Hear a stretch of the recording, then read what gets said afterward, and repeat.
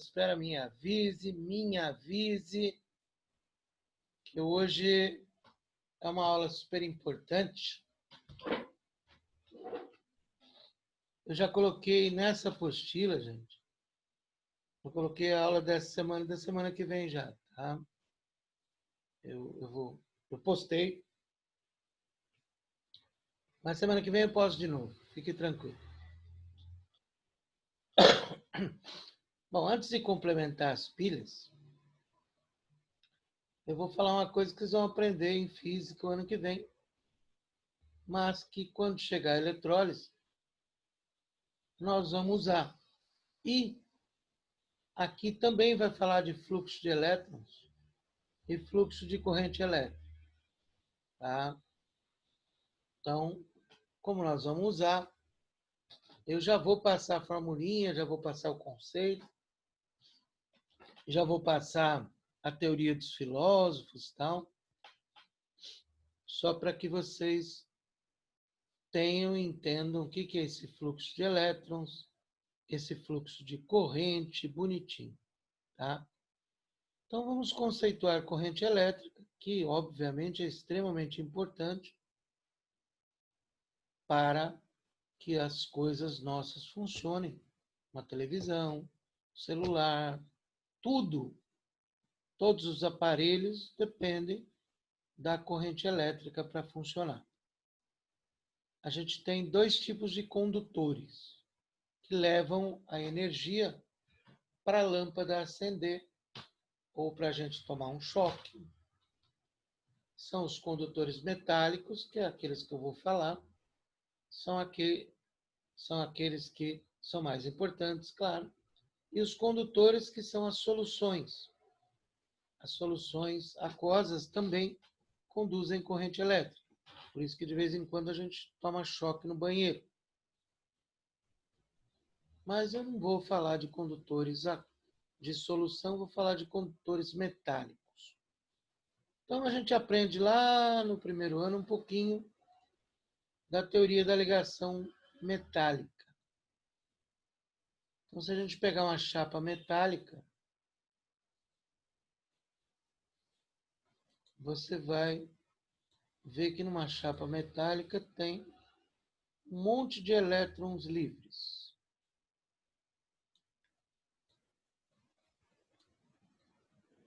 E tem os cátions, que são os metais. Então, a gente tem lá uma chapa de alumínio, por exemplo. Ela vai estar cheio de cátion alumínio. A gente tem uma chapa de sódio. Ela vai estar cheio de cátion sódio. E assim por diante. E aí a ligação metálica você aprende que é uma nuvem de elétrons se movimentando e que ligam os átomos. Esse é o conceito de ligação metálica. São os elétrons se movimentando e fazendo uma nuvem de elétrons que vai se movimentando e vai dando a ligação metálica. Só para a gente comentar. Quando a gente pega um fio, obviamente, os nossos condutores hoje são de cobre, que o povo está roubando de um monte aí, que cobre vale dinheiro. Então, se eu pegar um fio, eu continuo tendo um monte de elétrons. Então, se você pegar um fio, você tem lá um monte de elétrons. E esses elétrons estão aí. Eles se movimentam aleatoriamente. Então, eles vêm para cá, vão para lá, vêm para cá, parece que fumaram maconha, vão para lá. Então, eles ficam lá de boa, andando, lá no fiozinho. Se eu segurar esse fio aqui que está na esquerda, que eu estou desenhando, eu tomo choque? Se eu pegar um pedaço de fio e segurar ele, toma choque? Não? Sim ou não?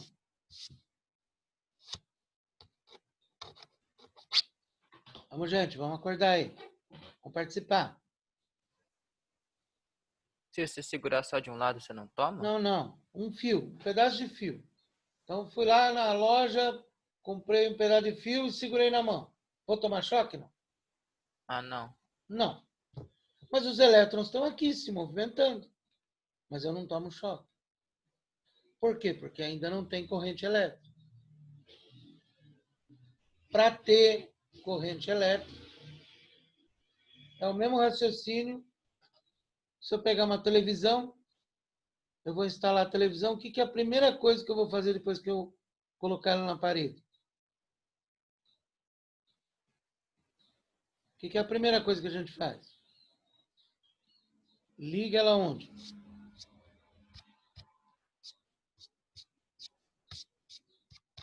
Vamos, gente. Liga ela onde? Acordar, gente. Na tomada? Isso. Se eu não ligar na tomada, não vai funcionar, concorda? A mesma coisa, celular. Se ele não tiver a bateria, ele não vai funcionar. A bateria é como se fosse ligar a televisão na tomada. Ou a lâmpada. A lâmpada está ligada na rede elétrica. Então, para ela funcionar, eu preciso ligar o interruptor. O que eu estou fornecendo aqui? Eu estou fornecendo uma coisa que vocês vão ouvir falar muito ano que vem, que chama DDP ou tensão. DDP ou tensão. É isto que vai fornecer energia para que os elétrons andem ordenadamente. Os elétrons só vão andar ordenadamente se eu tiver ligado na tomada. Ou seja, se eu tiver o volt, que a gente está acabando de aprender na pilha. Então, quando a gente põe uma pilha lá em alguma lanterna, o que eu estou fornecendo? A energia para que exista corrente elétrica e a lâmpada acenda. Então, estou passando a teoria. Isto é corrente elétrica. Então, o movimento ordenado de elétrons precisa ter a voltagem que vem da pilha, da bateria. Porque quando a gente liga na força, o que a gente fez? A gente ligou numa diferença de potencial. A gente ligou numa diferença de volt, que vai fornecer energia para a TV funcionar, para a lâmpada funcionar. Então, isso é corrente elétrica. O elétron, cada elétron tem uma carga. Essa carga, chamada carga elementar, ninguém precisa decorar o valor, tá? E esse C aqui é a unidade da carga elétrica, que é o Coulomb, que foi o cara que estudou. Assim como tem lá Newton, Joule, a carga de um elétron. Na física a gente não usa que nem usa na química. Na química a gente usa mais para o próton, menos para o elétron. Na física a gente vai usar o valor dessa carga, que é dado no exercício.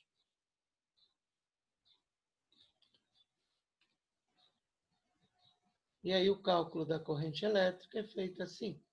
Você calcula a quantidade de carga elétrica, que é o número de elétrons vezes E, em módulo. Aqui a gente não usa negativo, tá? A gente usa em módulo essa carga, esse valor, e faz o kit.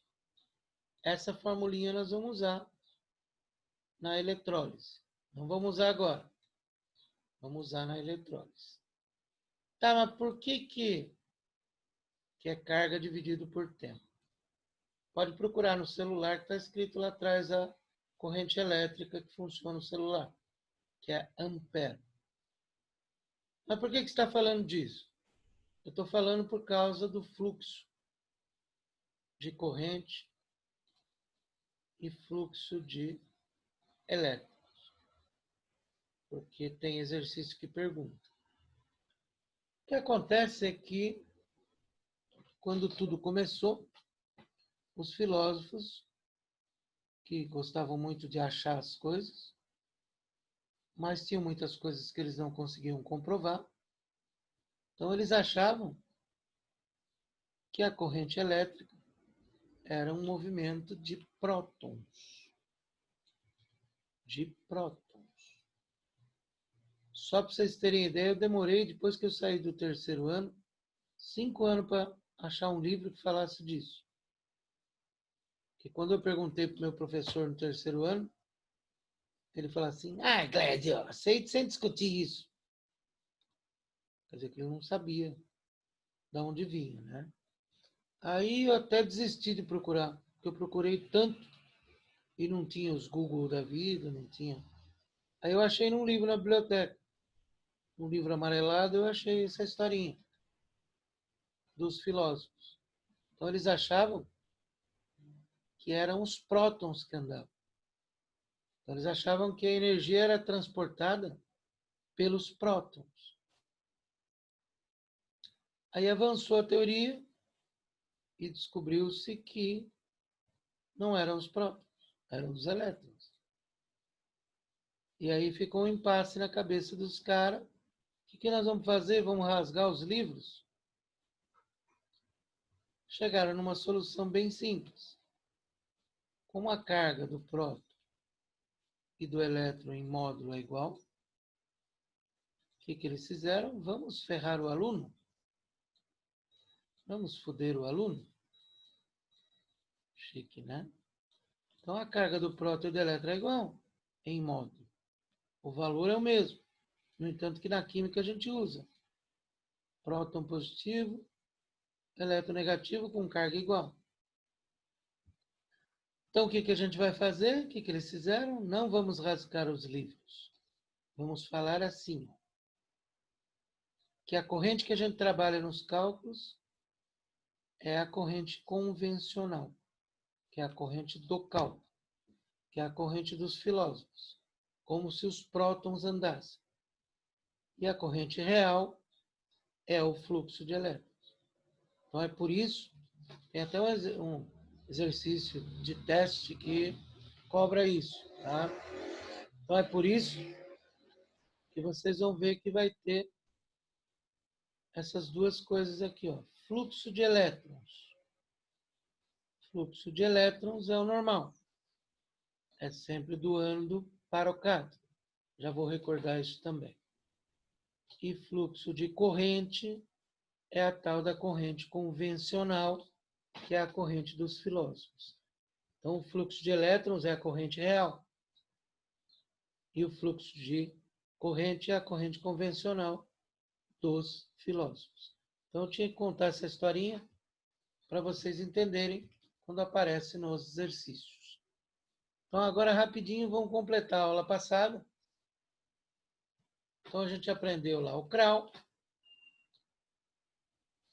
Então, o polo positivo da pilha, que é o CRAL, sofre redução. O polo negativo da pilha, que é o ânodo, sofre oxidação. E para a gente começar, a gente sempre vai começar olhando o valor da força eletromotriz. Do potencial de redução, que é o volt. Então, vocês vão olhar os dois valores que foram dados e o maior valor, quando ele dá o potencial de redução, que é o que vai acontecer sempre, o maior valor reduz. E aí, claro que o outro vai oxidar, porque sempre vai ter uma oxidação e uma redução. Então, a gente começa a pilha daí. Agora, vamos completar essa pilha. Que a semana passada a gente fez exatamente as semi-reações e a voltagem da pilha. Certo? Então, vamos complementar. Então, eu tinha lá o eletrodo A. Vamos falar que ele é o cátodo. O eletrodo B. Vamos falar que ele é o ânodo. E aí eu tenho lá o fluxo de elétrons. Então, o fluxo de elétrons sempre vai de quem oxida para quem reduz. Quem oxida perde elétrons, quem reduz ganha elétrons.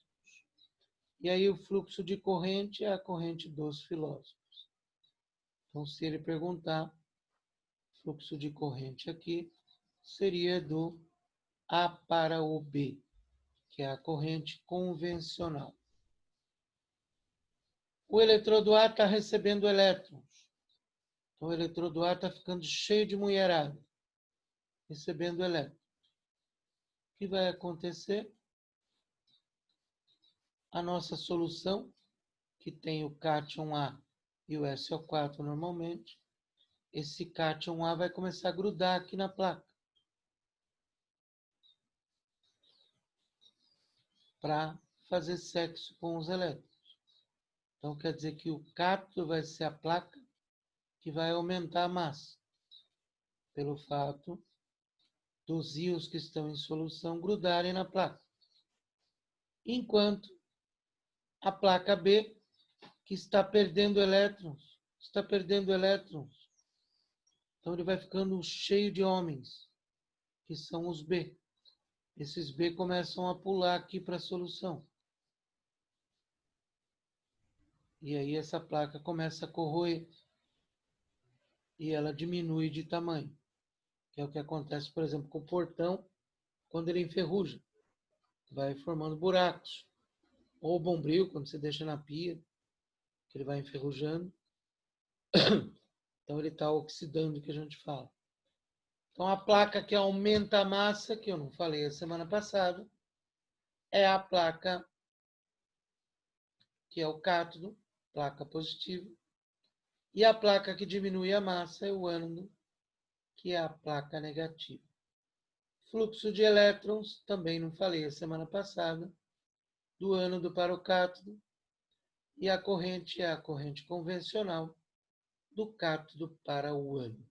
Então, tudo isso são as teorias que faltavam. Para que serve a ponte salina? Ou membrana porosa? Você pode montar com uma membrana também. Igual a gente tem no estômago, eu posso montar os eletrodos assim e colocar uma membrana aqui porosa, que dá na mesma. As duas coisas têm a mesma função. A ponte salina serve para o transporte de íons. Como as soluções começam a ficar com concentração alta de íons negativos e a outra com concentração alta de íons positivos, a gente coloca uma ponte para que os íons se movimentem. E aí eu vou conseguindo manter a concentração das soluções. Então, a ponte salina serve para o transporte de íons, para manter a pilha funcionando mais tempo. Que se acontecer de uma parte ficar muito ácida ou muito básica, ela vai acabar parando de funcionar com o tempo. Então, essa é a função da ponte salina. Transportar íons. Ok? E aí eu completei os exercicinhos da apostila, tá? Que faltavam para completar. Tem até um exercício diferente, que é esse um aqui, ó. Mas que, na verdade, ele deu as reações. Toda reação que for diferente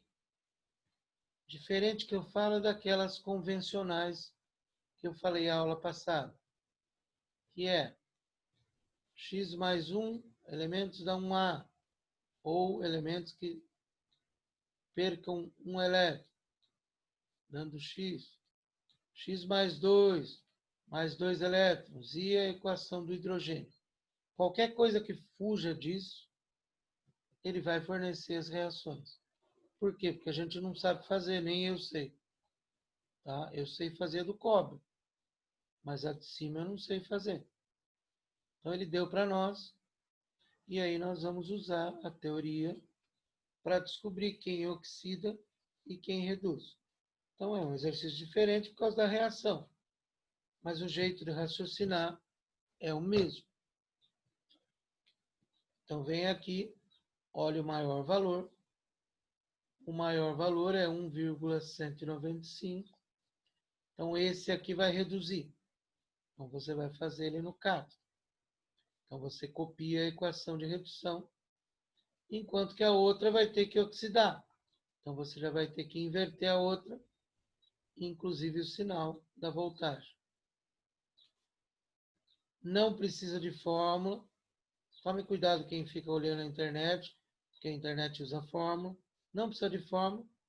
É só somar aqui. Mais 1,195 menos 0,337 para achar a voltagem da pilha. Sempre que você for somar as equações, tem que sumir com os elétrons. Então, para sumir os elétrons, como aqui é 5 e aqui é 2, eu vou ter que multiplicar as duas equações. A de cima por 2 e a de baixo por 5. Só não esqueçam que a voltagem não multiplica. Não é igual a lei de Hess. Lei de Hess que vocês aprendem na outra frente. Quando você multiplica a equação, multiplica lá o quilojoule. Mas aqui não. Não multiplica o volt aqui. E aí, multiplicando a de cima por 2 e a de baixo por 5, chegamos na equação global. Outro exercício que acho que é o último, também para montar pilha, falar da reação semi-reação e da reação global. Então, hoje foi a parte complementar e a aula que vem é sobre metal de sacrifício, mas que é só um complemento também, tá? Então, estudem a teoria, guardem essa formulinha de corrente elétrica, que nós vamos usar em eletrólise, e estudem pilhas, que é o que vai cair na prova, tá? Se eu não me engano, as provas começam ou dia 25 ou dia 28, tá? A Gisele está fechando hoje a semana de provas.